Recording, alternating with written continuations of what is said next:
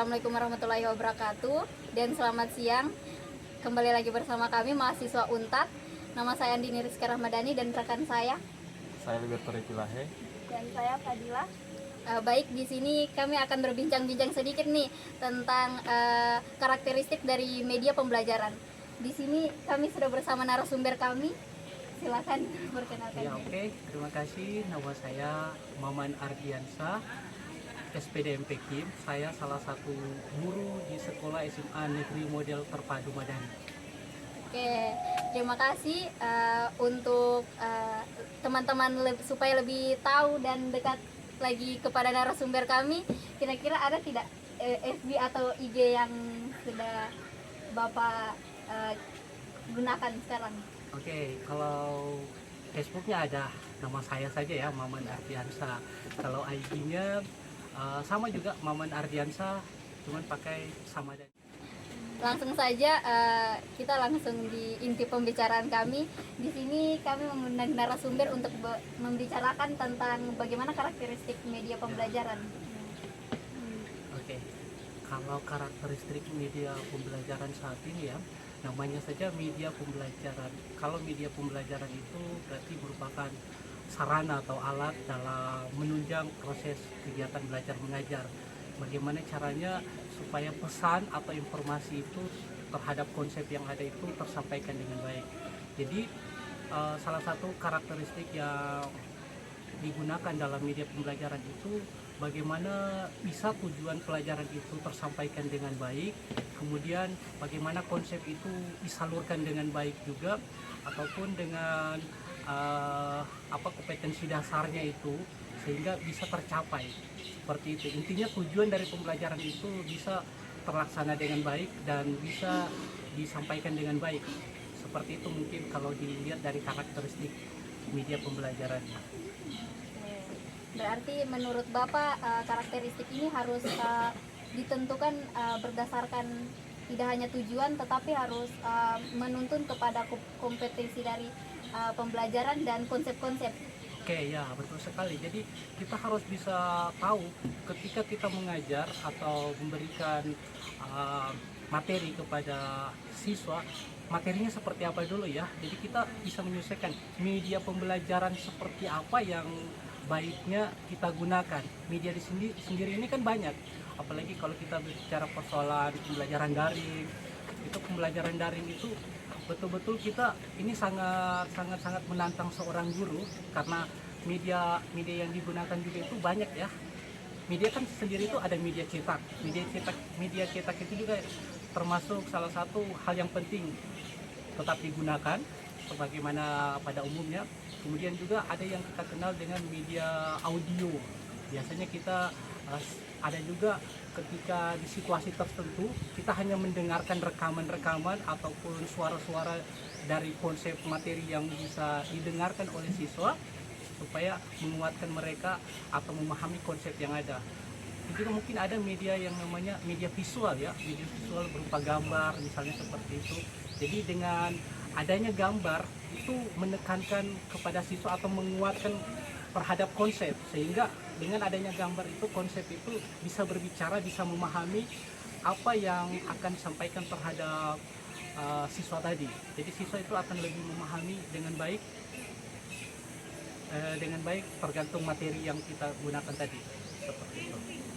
Baik, tadi sudah dijelaskan tentang inti dari konsep-konsepnya. Tidak hanya saya, mungkin teman-teman saya dari mahasiswa UNTAD yang mau menanyakan sedikit pertanyaan dari narasumber. Kalau untuk pembelajaran di sekolah langsung, Bapak menggunakan karakteristik media seperti apa selama mengajar ini? Oke, jadi kalau secara langsung ya, kalau misalnya pembelajaran offline, kalau kemarin itu ya tergantung materinya apa. Contoh nih ya, kalau persoalan hidrokarbon, media yang kita gunakan biasanya molimut ya, hidrokarbon. Biasa kita menggunakan molimut seperti itu. Saya sempat di sekolah yang lama, molimut tidak ada. Apa yang harus saya lakukan? Tentunya kreativitas seorang guru itu harus dibutuhkan di situ kan, Jadi kita bagaimana membuat kreatifnya itu, misalnya dari buah yang buah-buah kecil itu kan biasanya kalau di kampung-kampung itu kan banyak, atau pakai styrofoam yang akan dibulat-bulatkan kayak gitu kan, sehingga bagaimana membentuk suatu senyawa misalnya 2,3 dimetilpentana gitu ya, jadi mereka merakai sendiri, jadi tinggal kita yang menyesuaikan. Apalagi kalau bicara persoalan konsepnya juga tentang asam basa ya kan, indikator. Kalau indikator biasanya kalau di lab kita banyak menggunakan indikator buatan gitu kan, tapi ada juga indikator alami. Jadi indikator alami itu tinggal kita memberikan konsep kepada siswanya sesuai dengan LKPD itu merupakan media, kemudian mereka diarahkan untuk bagaimana melakukan sendiri, biasanya mengambil bunga misalnya sebagai indikator alam kayak gitu kan, tetapi konsepnya harus ditahu, karena tidak semua bahan alam itu bisa dijadikan indikator.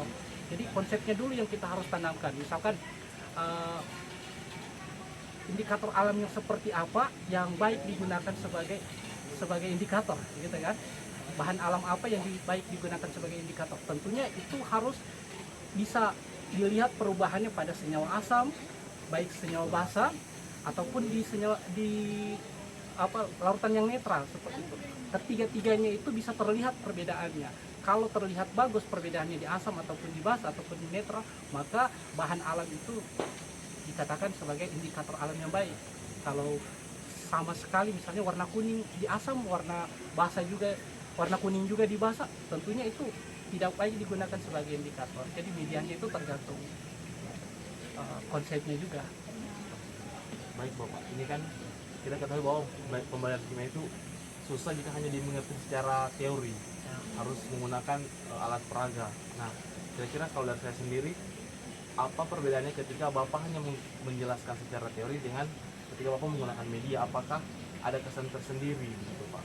Oke, nah sudah pasti perbedaannya jauh ya, jauh kalau kita tidak menggunakan media pembelajaran sebagai sarana penghubung terhadap konsep. Itu biasanya contoh nih, kemarin kalau saya juga waktu tatap muka ya, kemarin itu anak-anak antusiasnya itu saya kasih permasalahan beberapa di LKPD, permasalahan mengenai misalnya mengenai penamaan hidrokarbon itu sendiri, tapi tidak menggunakan molimut, bagaimana mereka supaya kuat konsepnya itu ikatan tunggal, ikatan rangkap 2, ikatan rangkap 3. Jadi mereka itu cuman menggunakan salah satu ini orang ya, kita gunakan mereka memperagakan sendiri. Jadi mereka bergandeng tangan seperti ini, namanya ikatan tunggal. Kemudian kalau ikatan rangkap 2 seperti ini. Nah, kalau dihubungkan dengan sifat-sifatnya, yang mana yang lebih kuat berikatan, yang rangkap 1 atau rangkap 2? Apa sebabnya? Gitu ya. Apa sebabnya ikatan rangkap 3 itu susah diputuskan daripada ikatan rangkap 2 atau tunggal gitu kan? Itu mengenai sifat-sifatnya.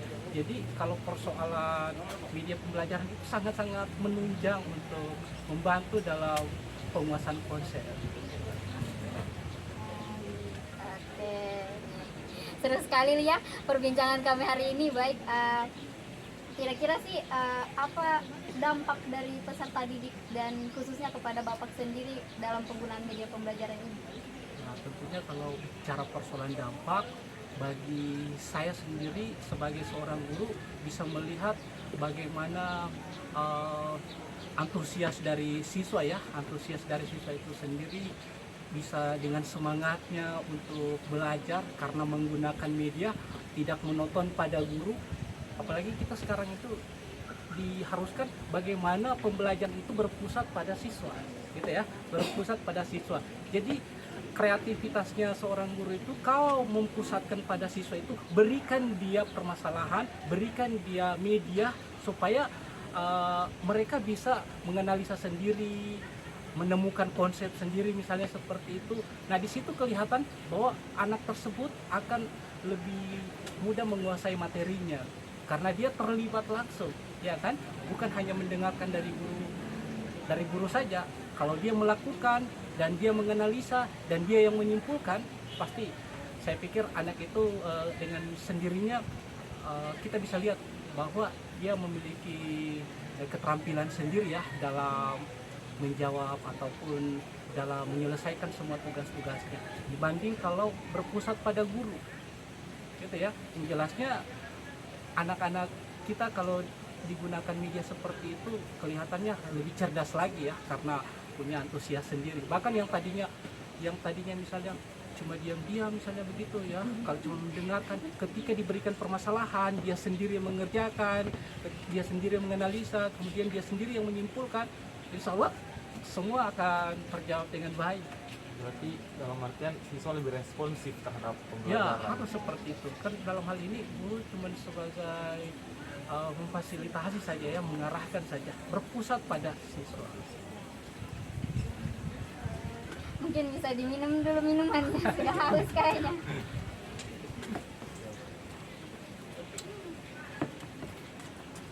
Oke, tadi kita sudah membicarakan konsep dari media pembelajaran yang digunakan, bagaimana kesulitan-kesulitannya dan dampak-dampak bagi narasumber kita maupun peserta didik yang diajar.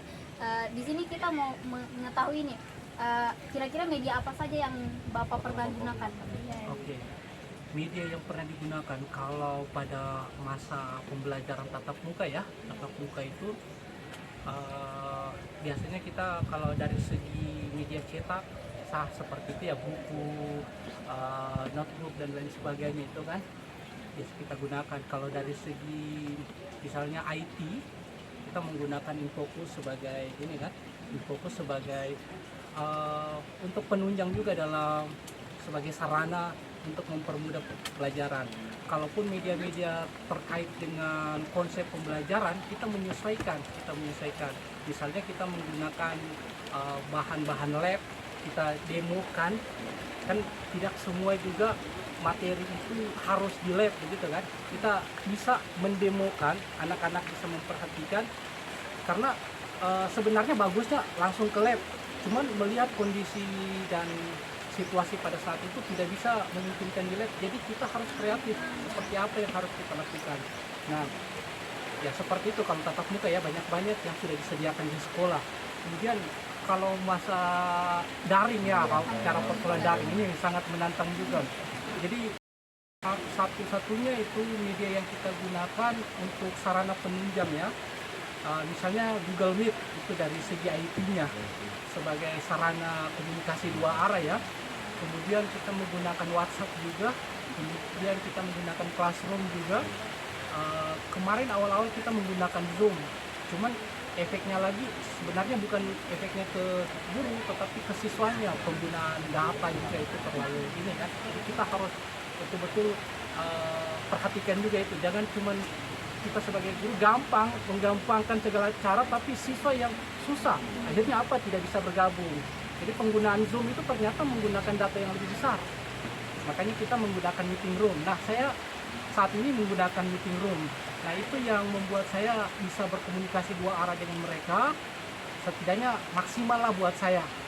Kemudian kalaupun dari segi praktek misalnya ya, materinya praktek nih, apa yang harus saya lakukan. Nah kalau tahun kemarin seperti Asam Bahasa itu saya membuat LKPD karena saya pikir mereka bisa kerjakan masing-masing di rumah karena menggunakan indikator alam ya. Ya, jadi untuk mengetahui sifat asam atau basa dari suatu senyawa yang berada di sekitaran mereka juga. Jadi tinggal diarahkan, kemudian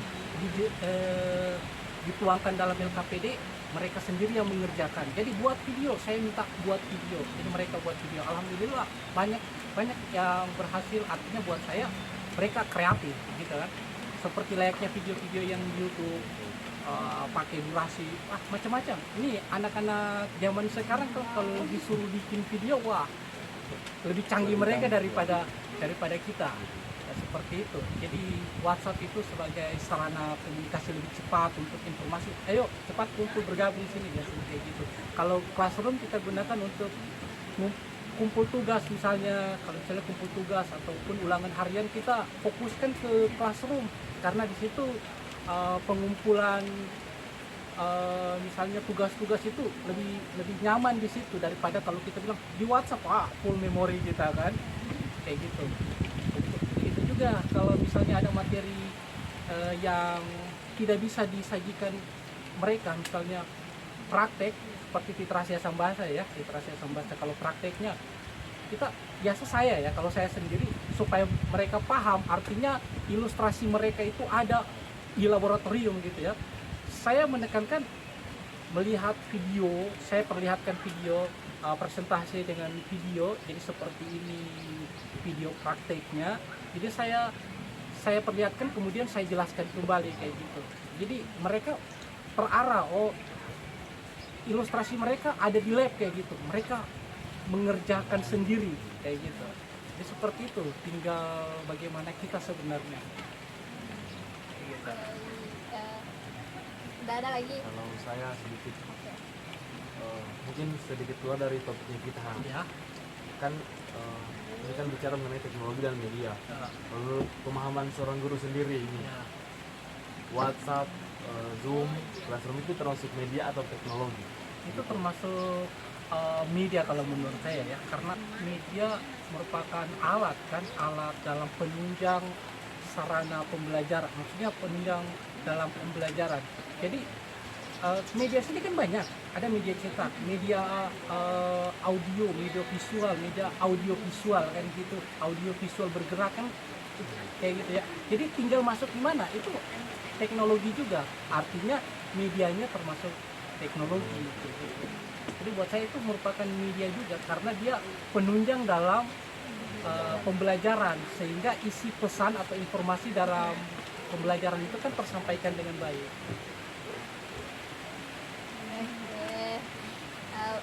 Mungkin terakhir saya mau menanyakan, jadi menurut Bapak karakteristik dari media pembelajaran ini sebenarnya dapat memudahkan guru dalam melakukan pembelajaran atau mungkin? Oh iya, sudah pasti itu sangat-sangat memudahkan guru ya, karena dengan adanya media pembelajaran itu terbantukan kita ya, apalagi dengan daring ini ya, sangat-sangat membantu buat guru. Baik, mungkin segitu saja bincang-bincang kami tentang mengenai karakteristik media pembelajaran. Kami mengucapkan terima kasih banyak kepada narasumber yang sudah menyempatkan waktu untuk bincang-bincang kami hari ini. Saya tutup. Assalamualaikum warahmatullahi wabarakatuh dan selamat siang. Sampai jumpa di video selanjutnya.